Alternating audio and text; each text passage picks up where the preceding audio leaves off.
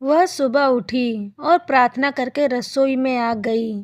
चाय के लिए चूल्हे पर पानी रखा, फिर बच्चों को जगाया ताकि वे स्कूल के लिए तैयार हो सके।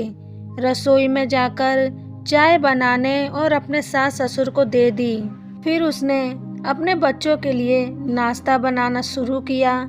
बच्चे जब तैयार हुए तो उन्होंने नाश्ता किया और उसने बच्चों का लंच बनाया। इसी बीच बच्चों की वैन आ गई। बच्चों को स्कूल भेजकर टेबल से बर्तन समेटे। इसी बीच पति ऑफिस के लिए तैयार होने लग गए तो उनकी जरूरी चीजें निकाल कर दे दी। जल्दी से किचन में आई और पति के लिए नाश्ता बनाने लगी। एक पराठा और अंडा अभी बना ही था, नन्ही ननंद रसोई में आई। यह कहकर नाश्ता ले गई कि मुझे कॉलेज जाने में देर हो रही है। उसी समय देवर भी यूनिवर्सिटी जाने को तैयार हो गया।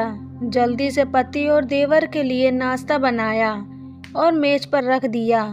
9 बजे पति ऑफिस गया तो उसने आकर टेबल से बर्तन उठाकर सास और ससुर के लिए नाश्ता बनाया। जब तक सास ससुर ने नाश्ता किया तब तक वह रसोई साफ कर बर्तन धो चुकी थी। सास ससुर के नाश्ते के बर्तन समेट ही रही थी कि तभी सफाई वाली मासी आ गई तो उनके साथ मिलकर घर की साफ सफाई की।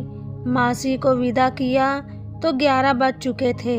तभी घंटी बजी और उसकी विवाहित ननंद अपने 2 छोटे बच्चों के साथ आ गई। मेहमानों के लिए जल्दी जल्दी चाय और उसके साथ कुछ नाश्ता बनाया। उस समय 12 बज रहे थे। वह जल्दी से रसोई में खाना बनाने लगी तो सास की आवाज़ आई, आज अपनी ननंद के लिए कुछ अच्छा न बनाना।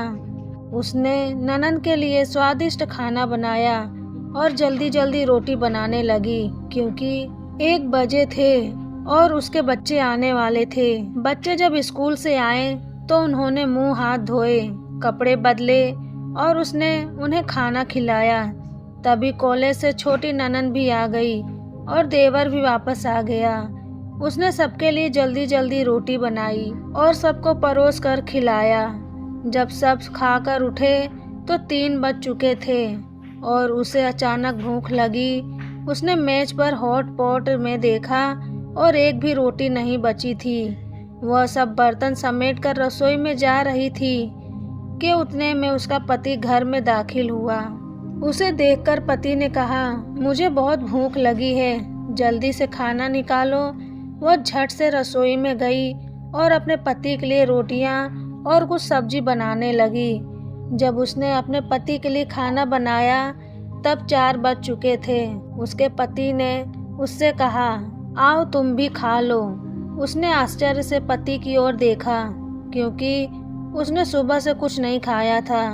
वह पति के साथ खाना खाने बैठ गई। जब उसने अपने मुंह में रोटी का टुकड़ा रखा तो उसकी आंख से एक आंसू निकला। उसके पति ने पूछा, तुम रो रही हो, क्यों? उसने सोचा, मैं इनसे क्या कहूँ, ये क्या जानते हैं कि ससुराल में इतनी मेहनत के बाद मुझे यह रोटी मिलती है जिसे लोग मुफ्त की रोटी कहते हैं। उसने अपने पति को उत्तर दिया, कुछ नहीं। उसके पति ने कहा, स्त्री कितनी बेवकूफ़ होती हैं, किसी कारण के बिना भी रोने लगती हैं।